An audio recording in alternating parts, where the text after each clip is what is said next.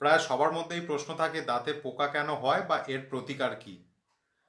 এটা কিছুটা ভুল ধারণা। চিকিৎসা পরিভাষাতে দাঁতের ক্যারিজ হওয়াকে চলতি কথায় যদিও দাঁতের পোকা বলেই ধারণা করা হয়।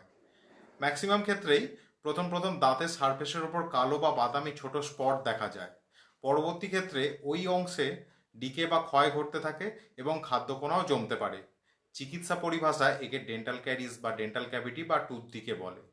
এটা কিন্তু দাঁতের পার্মানেন্ট ড্যামেজ এরিয়া। ভারতবর্ষে প্রায় 10 মিলিয়নের বেশি মানুষ ডেন্টাল ক্যারিজ বা ক্যাভিটির শিকার। কিন্তু এই ঘটনা ঘটে কেন? আমরা যে কার্বোহাইড্রেট জাতীয় খাবার খাই এর মধ্যে গ্লুকোজ, ফ্রুক্টোজ, সুক্রোজ থাকে, যা দাঁতের লেয়ারে নরম সাদা প্লাক হয়ে জমা থাকে।